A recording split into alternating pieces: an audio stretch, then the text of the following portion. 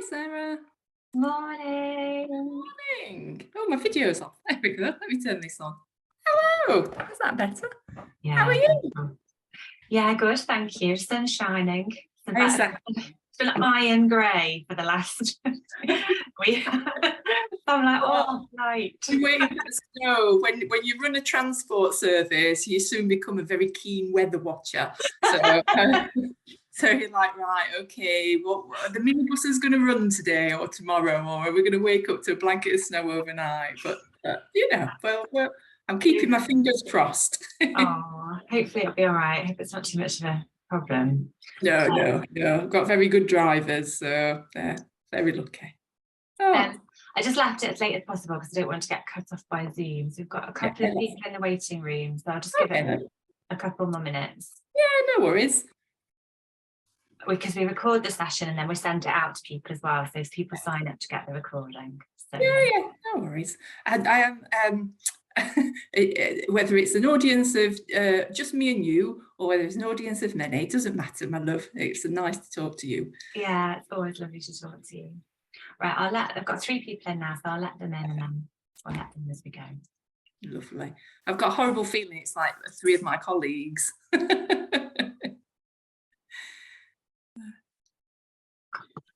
Morning. Hello.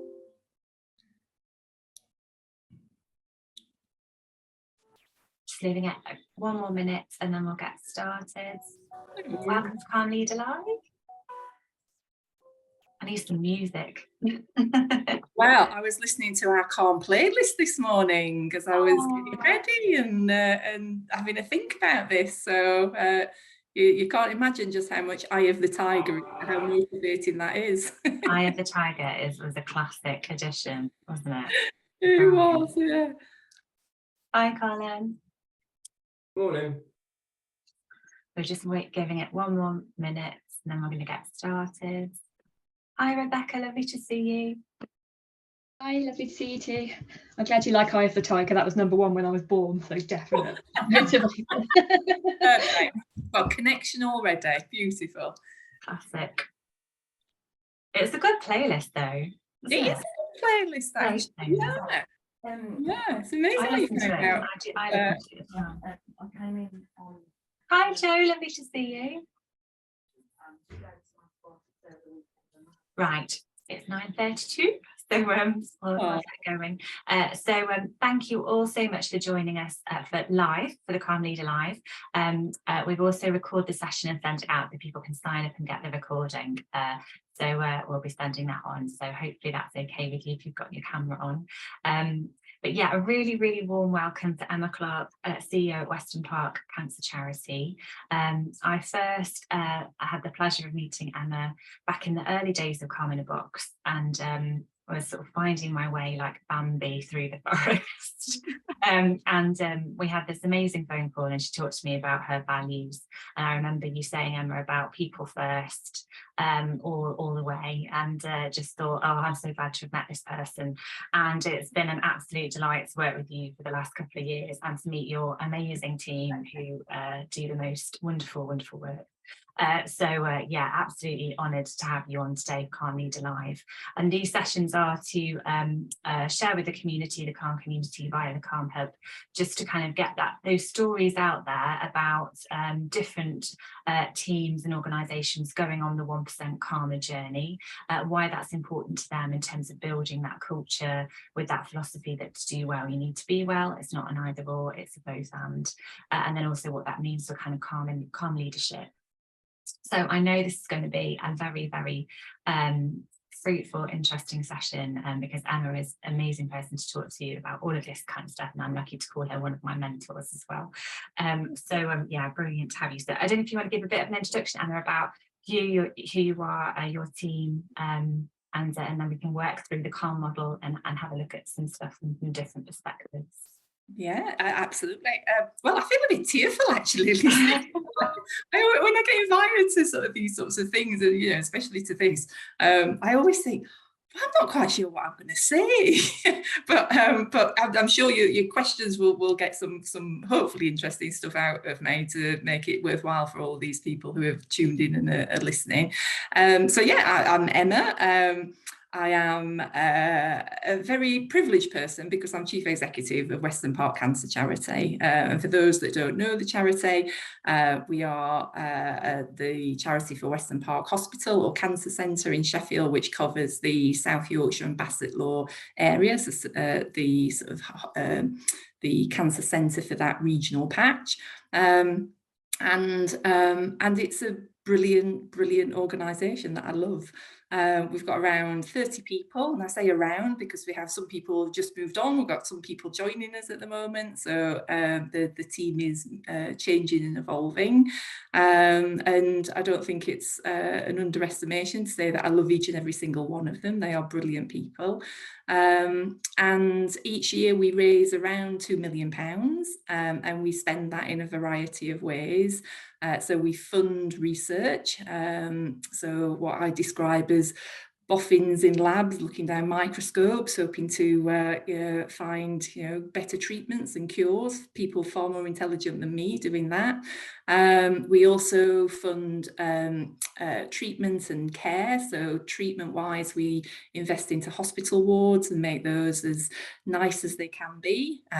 We support community organisations. So we have a partnership with Age UK in Sheffield, so they provide home visits to support people with cancer in their own homes.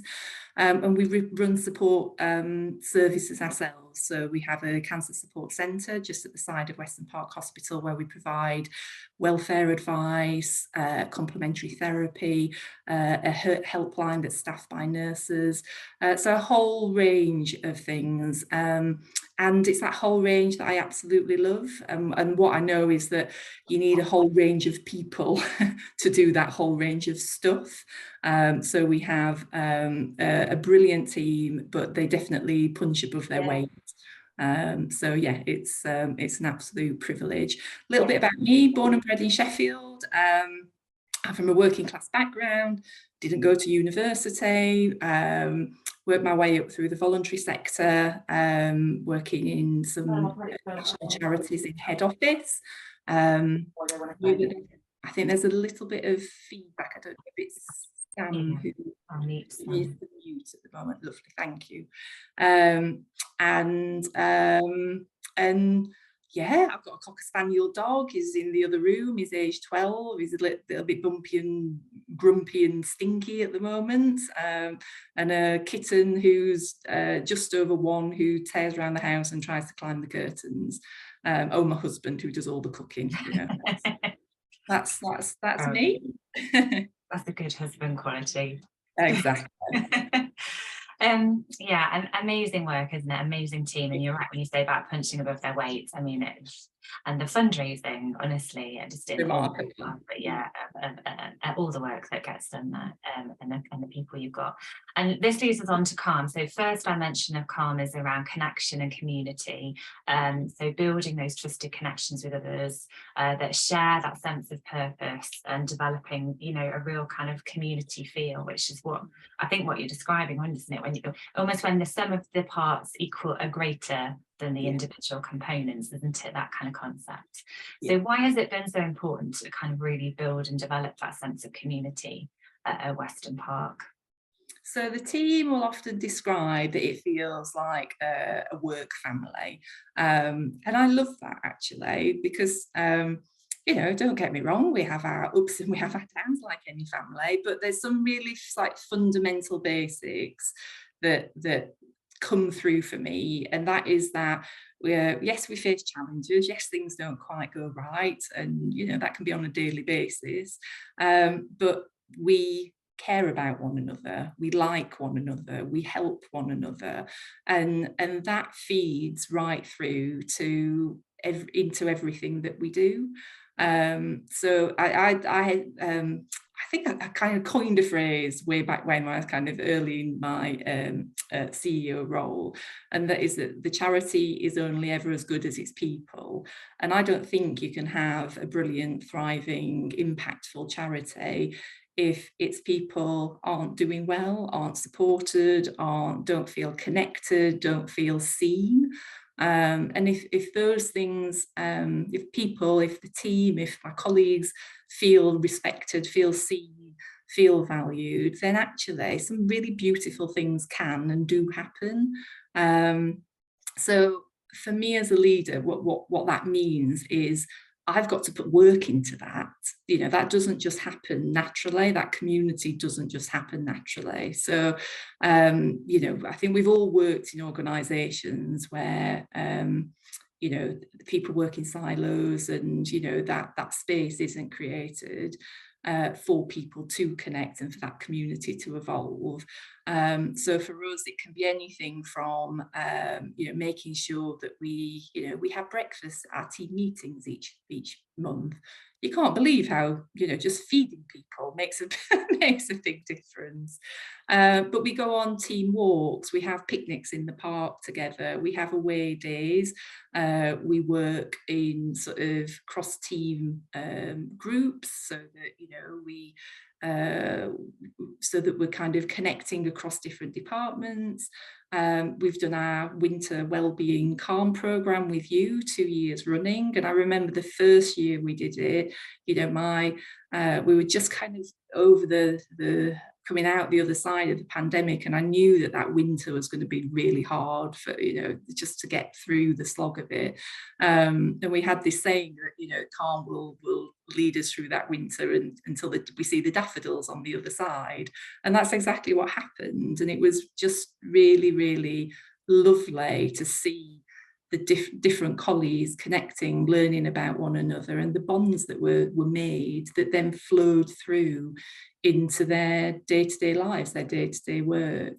And one of the things that I really love is the work of Nancy Klein, and she describes the thinking environment, and we've introduced some of those concepts into our team meetings.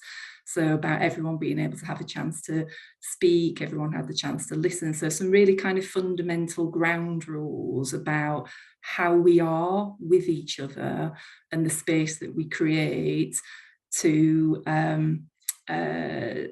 for one another. And I think that for me is kind of the essence of community. Yeah, beautifully put. And it is about creating that time and space, isn't it, to design those things in. And so many kind of teams and organisations, I think, kind of bank on it happening kind of almost automatically, don't they, and organically. And you're like, no, you've actually got to set aside the time, and you've got to talk it through, and you've got to go through that difficult part where perhaps everyone's on a different page, or everyone's thinking, what are we doing here? Otherwise it is something that can kind of really get lost very, very quickly, can't it? And that community, it's also the small things. And I remember that first winter wellbeing program, and I was blown away when your HR director bought everyone some daffodils. So we had that phrase right from the beginning, didn't we, about getting through the winter until the daffodils come up.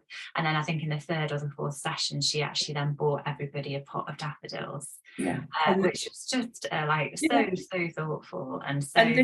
And this is Jackie, who is HR has been her kind of life's work. She's so knowledgeable, so brilliant, but she's a crafter. She loves crafting at home. So actually, all of the the pots that she put them in, and all of the ribbons and all of that was her passion. She did that in her own time. And it's that, isn't it, about kind of aligning people. Yeah, brilliant. So then for you as a leader in your leadership role, how does that community that you've grown so beautifully, how does that support you in terms of your leadership role and your leadership responsibilities? Well, I guess, again, it's, I can't do it on my own, and I wouldn't want to. It'd be a really boring life, wouldn't it? If, you know, as a leader, you're chief exec of an organisation, and you make yourself an island, you know, and you're distant and unconnected. So I don't think, a lot of people said to me, you know, it's a very lonely position, you know, being chief exec is a really lonely position. And actually, I don't find it that way. I think you've actually got a choice in it. You know, I work alongside my colleagues. In essence, I work for them, quite frankly. You know, I'm in service to them. That's my role. But also, I think, you know, the community that I have grown around me, including, you know, my board of trustees are incredibly supportive. The relationship that I have with my chairperson, Niall, but also I work with a coach. I work with a mentor. I have friends who I chew their ear off. So I think it's about also extending that community to think about what I need in my leadership role, and trying to, as I say, trying to make sure that it's not lonely. You know, I think what I know is I don't have all the answers. And I don't profess to, so I don't see a problem with asking for help. And asking for help means other people. So how do I build that sort of group of other people around me? Yeah, the support team. Yeah, exactly. I read Michelle Obama's book, latest book, just after Christmas, and she talks about this concept of a kitchen table. You know, who would you want around your kitchen table, offering you support, advice? You know, that no nonsense stuff where they just say, "Oh, Emma, pull yourself together. Come on, you know, get a grip." You know, who is it? Who are those people? Yeah. So, you know, I think that kind of sense of community. You know, who's that kitchen table? Who's the prize provides that sense of community to you, so that you can then have the energy and capacity to provide that to others. I love that. I'm going to steal that. I love it. Moving on to the A then. So the A dimension, all of me matters. So all about the mindset, really. So mental fitness, mental resilience, so building self-awareness, self-acceptance, much harder, and that kind of whole sort of drive towards authenticity in the workplace, which can sometimes get a bit jumbled up, can't it? Yeah. And for this, we talk a lot about people being able to kind of process those stories, the unhelpful ones and the helpful ones, especially when there can be more unhelpful ones. But that time to process, you know, we've talked about already is so important. How do you sort of find a way to balance that with all the kind of work that you're doing, I guess, looking after everybody else's sort of mental fitness and physical fitness? How do you balance that in terms of allowing space for people to process their own thoughts and feelings within the team? So I would say that it's not easy, but it's essential. So again, it doesn't just happen. So as a leader, you have to put time and thought and energy into this. But I think if we work from the premise that humans aren't robots, and you know, just like the daffodils, they need nurturing, they need feeding, they need watering, they need sunlight, they need all of those things. So for us, it can be a little bit of a Jenga puzzle. So if I take the calm work that we have done with you, you know, I say, you know, releasing colleagues from the day-to-day doing. So, you know, our services are open Monday to Friday, 9 to 5. We have patients coming in and out. We have the public coming in and out. We, you know, we have transport services running across the region, minibuses running. So all of that still has to happen. And if I was a certain type of leader, that's actually just what those people are there for, you know, nothing else. They're just there for that. But I know that actually for them to be at their best and to be, you know, kind and compassionate and supportive to the people, whether those are donors or whether those are patients that we're supporting, they actually have to be well and in a good place themselves. So, you know, it was an absolute Jenga puzzle trying to work out the scheduling of releasing colleagues so that they can come and engage in the calm sessions. But actually the benefits to them, to their well-being and to the wider organisation are so worth it. And I think that, you know, seeing that, and sometimes it's taking a punt on that, you know, sometimes it's kind of like, oh gosh, are we really going to kind of rearrange everything to, you know, create this space? But actually, once you do, you see the benefits, and you know how important it is to build that in for future. A few other things that we have done, so that might be a little bit easier for, you know, different organizations, is in our recruitment process we have introduced something called a one-page profile. So any new person joining us, they complete this, you know, and it's a photograph of them, and it's kind of their likes, their dislikes, how they like to work, things that are important to them, and that is shared across the whole team when the person arrives. And then what that helps is it helps a kind of an interesting conversation as people go through kind of induction process. So for example, you know, I know that such and such, when they first joined, they've got a dog. Oh, I've got a dog. Let's have a conversation about how much we both like dogs. You know, it's things like that that allow us to see the person, to see the individual, and to connect on a human level. And equally in team meetings, you know, yes, people want to know about the kind of business side of the organisation, but in January, one of the questions that was posed was, what are you looking forward to this year? What are you looking forward to in 2023? Not one single response was anything to do with work. And it was brilliant, because actually I got to know about people's holiday plans, I got to know about people's wedding plans, all of those things that allow all of that person to matter and all of that person to be seen in a work space, in a work context. You know, did I need to know their kind of work plan for the year? No, not really. But I did need to know what was on their mind and what mattered most to them. So, you know, there are a number of ways I think that can, where we as leaders can kind of subtly introduce ways in which people can show themselves and can process what it is that that they want to share with others. Yeah, it's that giving that permission, isn't it? People get so confused and there's so much fear around it, isn't there, ultimately, in terms of, is this okay for me to, you know, share that or be this way?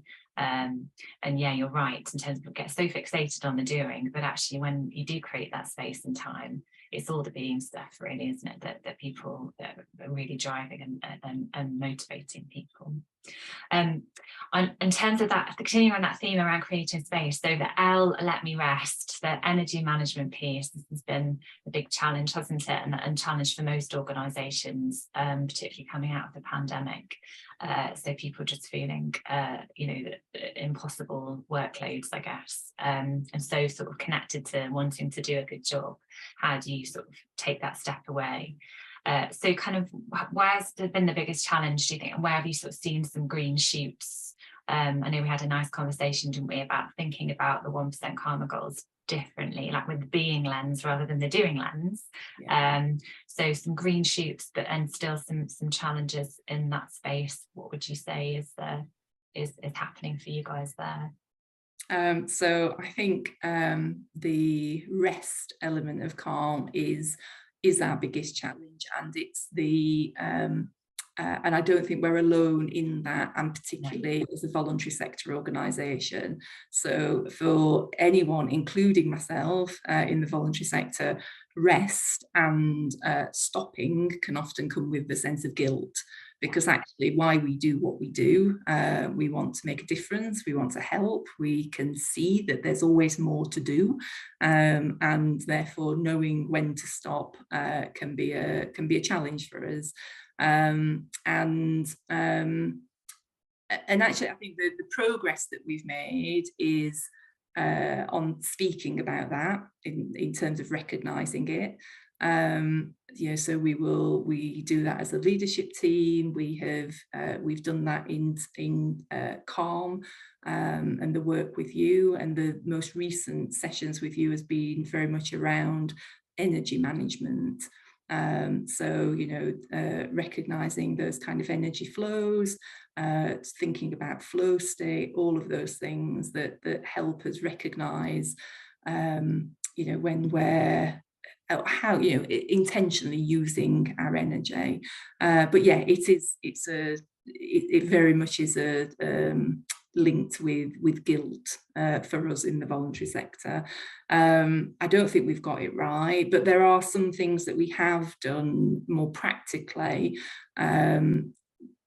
in addition to working with Calm. So last year we altered our toil policy. So for people working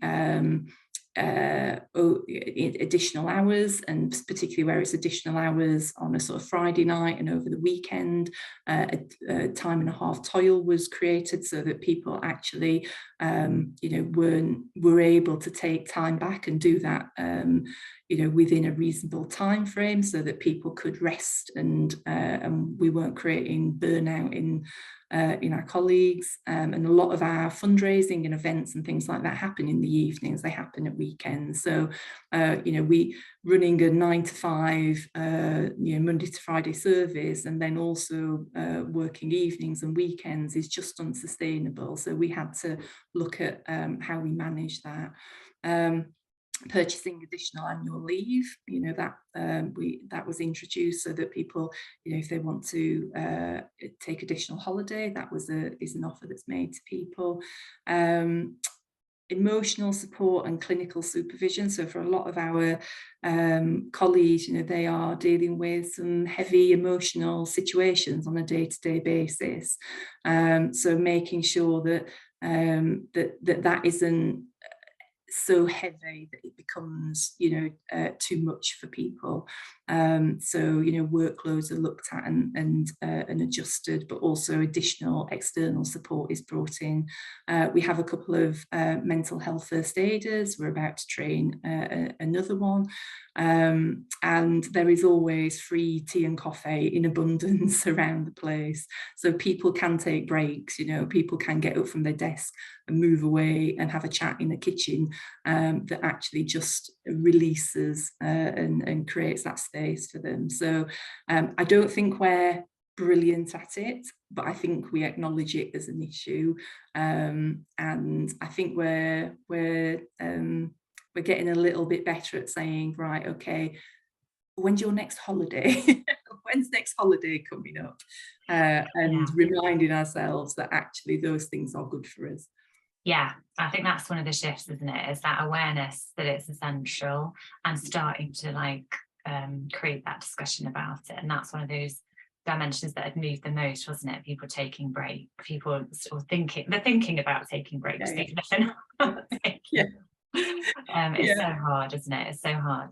How about you as a leader in terms of your own well-being? So how do you sort of take care of yourself and your energy?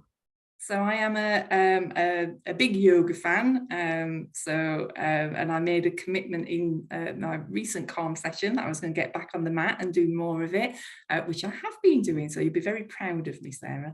But what I've realised actually recently is to that lovely flow state, where everything else melts away and you're so kind of focused or sort of into something that everything else kind of becomes quite distant. That happens for me, or I've recognised that happens for me when I'm actually learning something new. Right. So although I kind of think, oh, yoga, and kind of I can, and if that does still work, but I can kind of zone out because I'm kind of in my flow state there, literally. I also get it from learning something new. So there's two things that I've done this year. One of them, because I'm a woman of like a certain age now, I do middle-aged boring things, but I have signed up to a 6-month flower growing, cultivating course. So it was my first one on Saturday, went along to that, and I'm absorbed in something different, which was just lovely. And the other one is I have joined the National Trust. Honestly, I think it's an age thing, isn't it? I am now a Radio 2 listener. I've just there we go. accepted it. I'm now a Radio 2 listener, and I'm Maybe regularly watching the One Show. So yeah, I completely relate. It happens to the best of us, doesn't it? But I visited Sutton Hoo at the National Trust last week, and I had this guided tour by what I presume was like this remarkable woman. I presume she was an archaeologist, and had There's some amazing people, aren't there? Absolutely. And I had, all of this sort of talk, and I was absolutely mesmerised by, ancient kings and their burial ships, and you kind of go, oh, lovely, this will do me. And as I say, learning something new and being kind of absorbed into something new is definitely helping me. But not work related, isn't it? Exactly. That's the interesting part. Yeah, that's the bit that's resting your brain, because it's not work related, but it's fascinating.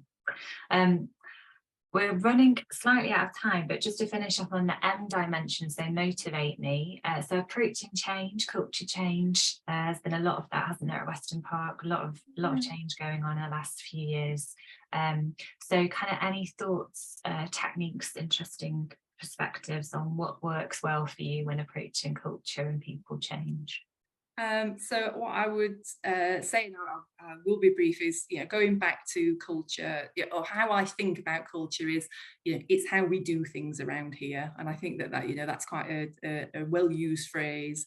I think we've all been in cultures where it's not particularly nice, it doesn't feel kind of great, it's not aligned to values and all things like that. And equally, we've hopefully experienced cultures where things do, there's a lightness, there's a collaboration, there's care for one another and respect. And as I say, those things don't come about kind of they don't just happen. So as a leader, putting work into that is important. And I'd say that it's always a work in progress. So don't ever think that culture is done. Right, I've nailed it. Culture's just, I've got that, cracked that, I'll move on to the next job. So whether that's role modeling, whether that is addressing issues, making sure that, where there is behaviour that doesn't align to culture, that doesn't align to values, then making sure that is addressed in the right way. Thanking people, there's something really basic about just recognising when somebody's done something brilliant and actually doing it immediately, to pick up the phone and go, thank you for that. And even if you haven't seen it yourself, but you've heard about it, being able to recognise those things, and a bit of celebration. Things go well. Let's recognise that. Let's celebrate it. Yeah. So a very brief story, and then I think we'll probably be wrapping up. But probably a couple of years ago now, I was asked to sit on a panel and sort of speak about sort of leadership in the voluntary sector. And so it was lovely. Went along in the morning, did that. Did the same for you, Sarah. I straightened my hair and put a bit of makeup on and things, and wasn't in my hoodie and my top knot. So great, went along and did that. But all in the back of my mind, I was thinking was that the team were working really hard, getting ready for our first big charity event after the pandemic. So we had 400 people coming to a do the following evening, and the team were kind of working hard, prepping for all of that. So from this event, where it's kind of, you're espousing all of this stuff about leadership, and I sent a message to the team saying kind of, what can I get you on my way to come to you, and the message came back was 2 egg McFlurries and a vanilla milkshake, please. So the importance of leadership is you ask your team what they need from you, and you go and make it happen. Yeah. So a little deep McDonald's. It's very simple. Yeah, very but that thought and the fact that you asked, amazing. You are amazing, Emma. Last then to close, and we might get a chance, maybe one quick question, if there are any. But then your advice for 1% Karma. So I think for me, work with you for a start. Let's I didn't ask you to say that. No, you didn't pay me, to be fair, you didn't pay me, no, but no quibbles there. So work with Sarah, and I love your philosophy and all of the thinking that has gone in to the work that you do. And for me, if I see my role through the lens that it's an absolute privilege, then then that helps me deal with the days that are a bit tougher, or the workload that's a bit heavier. So that's what I would encourage everyone to do, to see their leadership role as an absolute privilege. That and the moment it stops being that, I think we all have to ask ourselves questions of whether we should still be in the role. Secondly is that idea of the kitchen table. So create that support network around you. Don't be a lonely leader, because that's not fun for anybody. And then something that I have learned from Calm particularly, and I will take with me, is to use your energy wisely. You've only got so much of it. You've got a choice in where you place that energy and how you use it. I would say just encourage you to make wise choices. Yeah, fantastic tips. Thank you so much, Emma. I think we're going to get cut off by Zoom shortly. I'm a cheapskate and I haven't got the advanced Zoom. But if anyone's got a quick question, maybe this time. Thank you so much, everybody, for joining. If you have got a question, by all means, send it through, and I'm sure Emma would be happy to I can pass it on. But Emma, that was absolutely brilliant to hear all your thoughts on that kind of stuff. Lots of nods on the screen. Lovely to see all of you come together this morning as well. And yeah, I hope you have a lovely sunny Tuesday, and I hope the snow doesn't get in the way of any good plans. So take care, everybody. See you next time. Thanks, Sarah. Thanks, everyone. Bye.